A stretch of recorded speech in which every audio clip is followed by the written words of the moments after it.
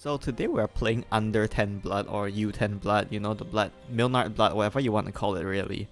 It's the blood deck that banishes cards from your deck. It's been a while since I've done this actually, but this list is not original, I just net decked it.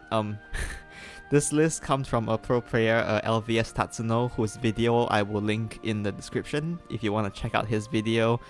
That's where I got the list from. I wanted to try this list because it looked pretty interesting.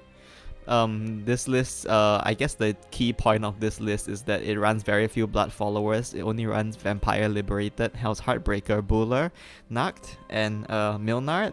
And these are the only blood followers it runs, and because of this, Crimson Talonstrike is able to very consistently pull Nacht from your deck. And the reason, of course, is because Nacht is the new mini card that this deck got in the mini expansion, and it's a very, very strong one. The ability to banish 2 random cards from your deck at the start of every turn makes the deck about 1 turn faster, I think, in general. And the extra 3 damage will help you get an OTK very consistently. So the OTK is, with Nacht's 3 damage, you have 2 Milnards, which will give you another 14 damage. If you with an evil point, that's a total of 19 damage. And Let's It Feast in Style will give you the last 1 point you need. Assuming your opponent is at full, they might not always be at full because you're probably able to chip them down maybe. Other than that, this list runs a ton of neutral cards so that they don't get in the way of Crimson Talonstrike's effect. And it runs Goddess of Compassion and also Provisions Aplenty, which are they are here to help you fuse because at the start of your turn you're banishing 2 cards every time, which can cause you to mill Milnard if you're not careful.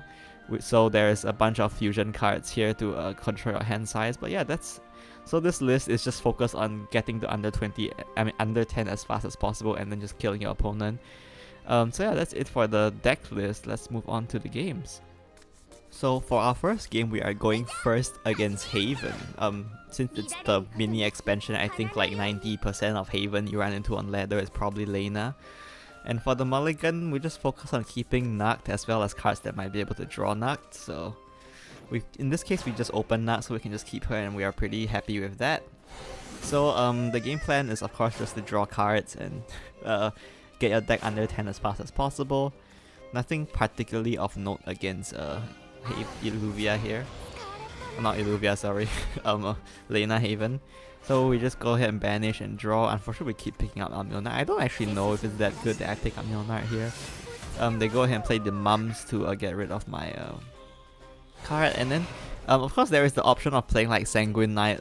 Not really not. There's the option of playing Sanguine Knight here, but I guess playing Crimson Talonstrike is just more PP efficient. It can help me draw more followers, which will help me banish more cards, draw deeper into my deck, so I can try to finish the game as fast as possible. So here I played Hell's Heartbreaker. 2 things to note here, probably worth to play Sanguine Knight first instead of Hell's Heartbreaker. And second of all, I should probably have banished Milnard instead of the Case Cracked. Important point to know about things like Case Cracked and Let's Feast in Style is that you have to be careful about sending them back into the deck, because if you banish all your copies, you are significantly less able to get an OTK. So try to save at least 1 copy of each if you can in your hand and avoid banishing it. So they go ahead and play the Illuvia here, so this might be Heal Haven, we don't know yet. And then we go ahead and play the Nacht here. And then we are at under 20 cards in our deck, so this will get Bane, so we can definitely clear this Illuvia. So I spend the rest of the turn just trying to draw into my deck and banishing cards. So go ahead and evolve that to clear the Illuvia. We also lose our Nacht, but that's fine. And we play a Vampire Liberator just to draw more cards. Asuka and Shiori probably not super useful. I need to keep cards to be able to clear that board next turn, assuming this is heal. But here they pull out the Lena, so this is like the combination heal Lena Haven, which has both in it. So yeah, we go ahead and evolve and get rid of our Vampire here. So we are now down to 12 cards, and the reason why we play Warp Fusion first is so that Buller is able to play for her under 10 effect, which will let me destroy this Illuvia. Honestly, I think going for the other one might have been better, the version that just draws 2 cards, because if I draw the second Milnard, I can just finish them next turn, and it's very unlikely they can kill me this turn. But I guess it's a bit of a misplay from me in that part. So they go ahead and play the Cottontail and then able to summon a big board here, put me down to 15. Hopefully I just need to pick up one Mill Knight here, but unfortunately I didn't even manage to pick up one Mill Knight, which is very unfortunate. And with only Asuka and Shiori for draw, I don't have the ability to OTK here. So I have no choice but to stall a turn with Mill Knight.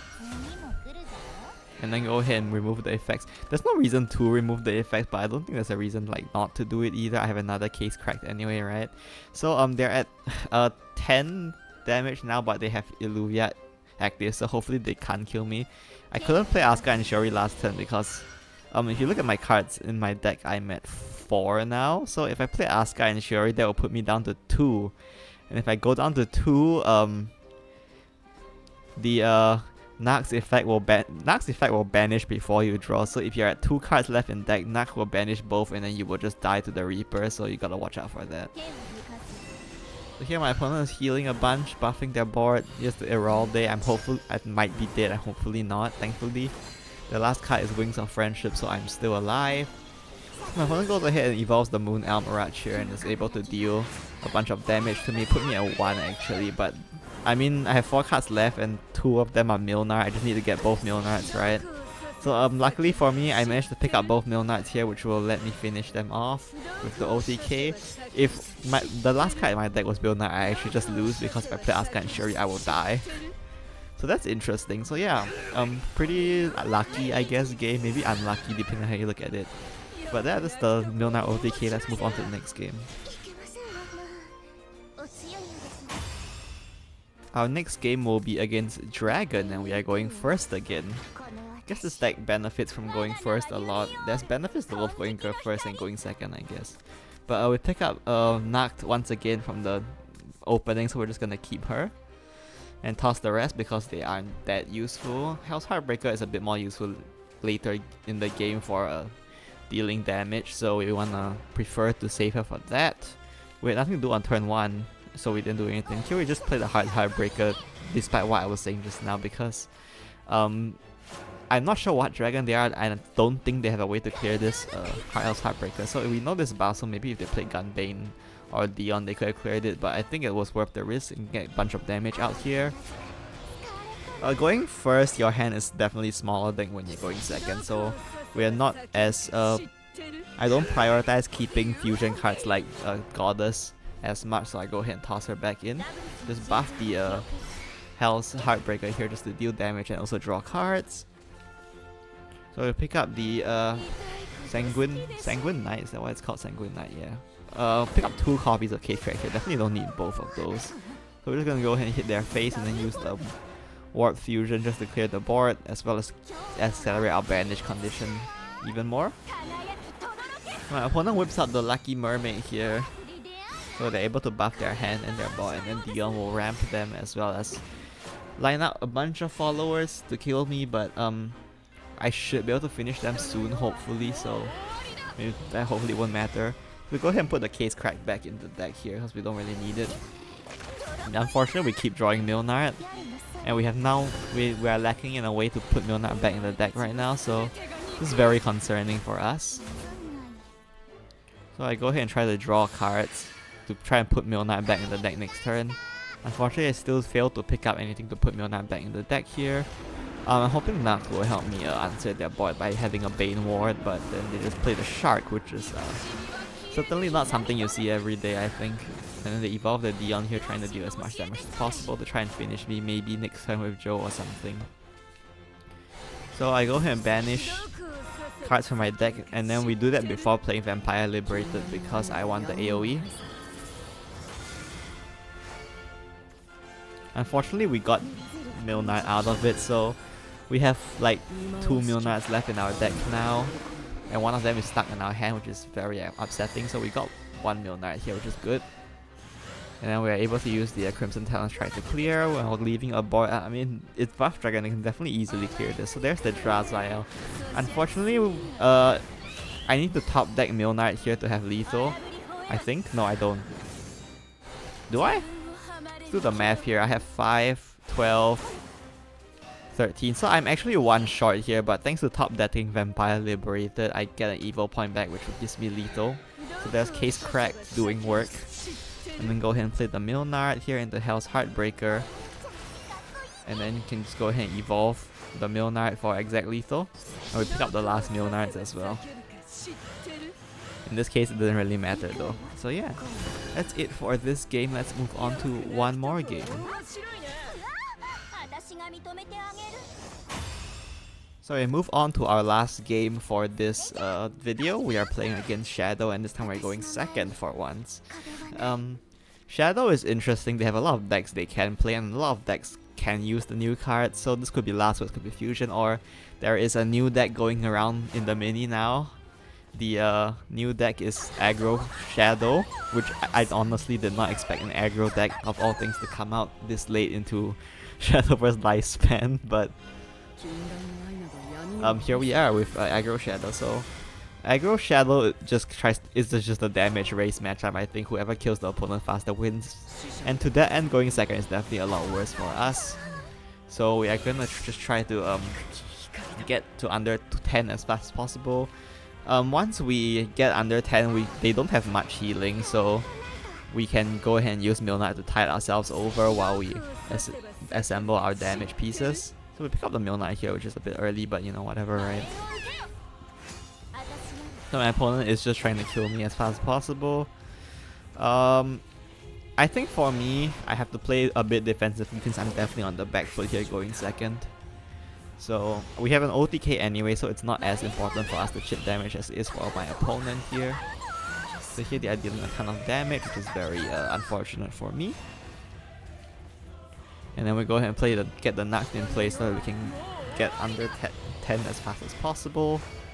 Put the Milnard back in, and then we go ahead and evolve the Nux to get the effect active. And I played the Bowler here. There is the option of going double Vampire Liberator, but since Bowler is already a ward herself, I thought maybe I should save Vampire Liberated for later on. And here comes the Odile. And then we summon out the Sergeant here. Weirdly powerful and efficient card. Summons a bunch of wards. In this case they didn't evolve it, they evolved Odile instead. So here is a difficult decision for me to make here. Because you look at my opponent's board, Odile's Last Words will do 2 damage to me, and Lieutenant's Last Words will do another 2 damage to me. So that will deal a lot of damage, which I don't think I can afford to take right now. So here you actually see me go for a Case Crack just to remove those Last Words off of them, so that I can not die. And then here I made the very strange play of playing Vampire Liberated. I miscalculated here. I did not realize the effect actually only activates with 10 or less cards, so I thought that this would get an AoE, but it didn't, so here we are. So we go ahead and get rid of the Odile here.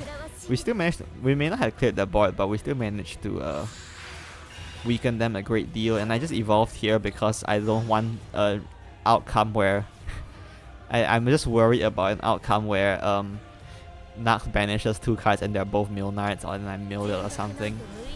Realistically, that wasn't going to happen. I could just fuse 1 card, but I think it's fine to fuse 2 anyway, it doesn't really matter. So they go ahead and play another OD, which is able to do another pound of damage to me. Hopefully I managed to very skillfully pick up 0 Milnards here, which is very bad for me, obviously. So I managed to pick up 1 Milnard here, which is great. So I'm gonna go ahead and use this Milnard to tide myself over. I cannot finish them this turn, so I use this Milnard just to tide myself over and heal myself up, so hopefully I can survive until the next turn. We go ahead and get rid of their board. So I'm now down at third. Playing that Howlin' Scream was probably a misplay. I probably shouldn't have done that, but I guess I did it anyway. I put myself down at 10 here. So if you look at my opponent's cards banished, they're only at 3. Even with banishment, I'm not in danger of being killed, so I'm pretty safe here, even though I'm very low at 10. So there's the ghost that comes out. And I'm able to draw a card. Against... I don't know if they play Lucius in this deck, but if they do, you gotta watch out for that, but I guess they don't. So here, hopefully can...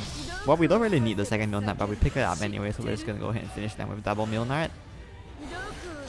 So there's the Milnard 1, Milnard too, and yeah, I think hopefully this is a good show of how Milnard can help you get 2-turn lethals as well. So yeah, that's it for this game.